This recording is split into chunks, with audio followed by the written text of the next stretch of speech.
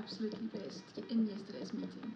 You know, at a certain time after the service, when our pastor asked us to give our tithing, and he asked this question, and he said, "When last did you pray over your tithing?" It got me. You know, our house, and in our house we believe in tithing. It's not something that we bargain with or talk about. It's just there, and we teach our children that as well.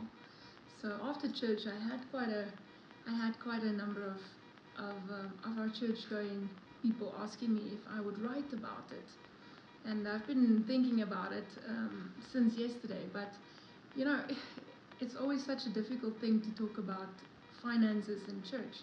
And some people would say, "Oh, you're touching it, right? You're touching on those buttons this morning." But I've done the research, and I want to read you something that really blessed my heart. It really, really did. So in Genesis chapter 28, we're going to start with verse 12. So Jacob is running from his brother Esau. You know the story. He stole Esau's birthright, but we're not going to read about that. So now he's running, and he comes to a place where he had a dream in which he saw a stairway resting on earth, with its top reaching heaven, and the angels of God was ascending and descending on it.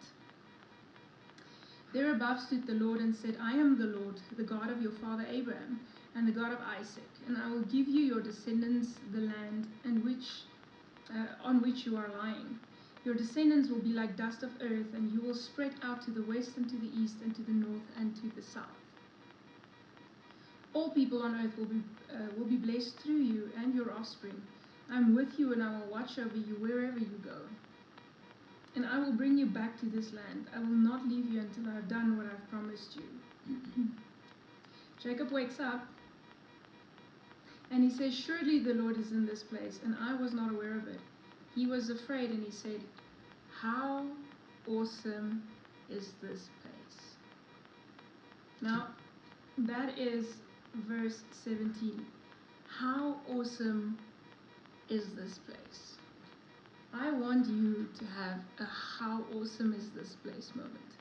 I want you to have a "how awesome is this place" reality, revelation in your spirit, man.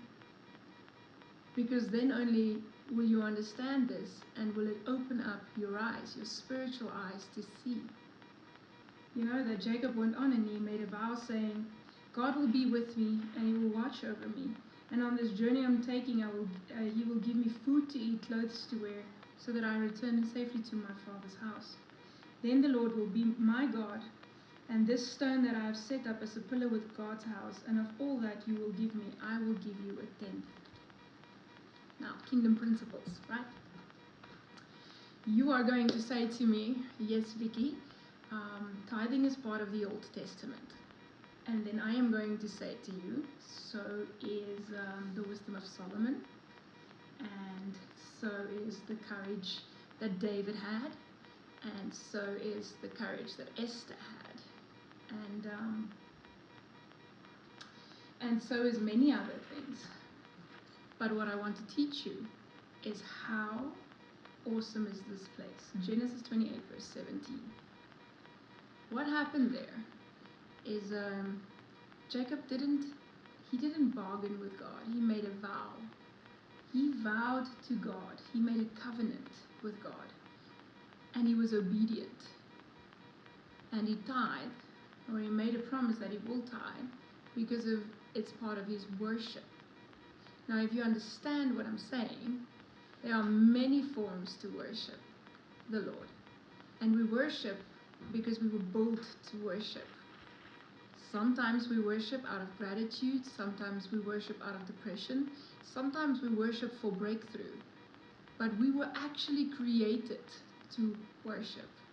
When God created us and the separation came in because of the fall, that longing that you feel in your spirit, man, God put it there. He put it there. And it's not going away until the day that he comes back and we are again reunited with our Father. But until then, worship is going to be part of our being. DNA is part of our DNA. Worship is the way that we react to a God that has already given us everything. Everything. And I know in stages and in times in your life it might feel like you don't have things, and from what can you worship? From what can you tithe? From what can you be obedient? You have nothing to give. Trust me when I say to you that I have been at a very bad place for a very long time. And I know all of those things. I know all of those questions. But Jacob was saying to God, if you're truly God, if you are truly choosing me, I will choose you back with my life, with my journey, and with my resources. Everything is already God's. God's being kind enough to let you keep 90%. The Bible is one storybook. There's not Old Testament, New Testament. When I say that, I mean there is Old and New Testament, but it's not two books playing off against each other.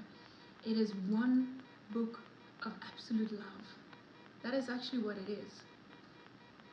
And it is there to guide us. And it is there to give us wisdom. Catch another story. Let me quickly read you that one. This is touching on that one. So in Chronicles, when King David passed, obviously we all know that Solomon was his son, who was the wisest man who ever lived, also the richest. In 2 Chronicles 1:7, that night God appeared to Solomon and said to him, ask for whatever you want me to give you. How cool is that? How awesome is this place? How awesome is the word? God just rocks up and says to him, ask me whatever you want and I will give it to you. So Solomon answered, give me wisdom and knowledge that I may lead your people, who is able to govern this great people of yours.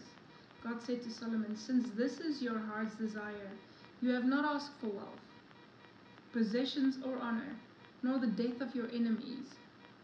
And since you have not asked for a long life, but wisdom and knowledge to govern my people, over whom I have made you king, therefore wisdom and knowledge will be given to you, and I will also give you all the wealth in the world. Now, how awesome is this place? Can we just stop and pause there for a moment and say, you know what? These are Old Testament guys that came face to face with the true living God, where he arrived in their desperation and he made a covenant with them, and that's where we learn from. So it's different for different households, and I suppose it's different for different churches as well. For us here at Grace Family Church and in my house, we tithe. And we tithe not to manipulate God. We don't tithe because we want something. We tithe because we want seed in the ground. And we tithe because it's an act of obedience and worship. And because we read this passage and every day we want an how awesome is this place experience with God. The Bible is fun. The Lord is an amazing God. He is the one that provides.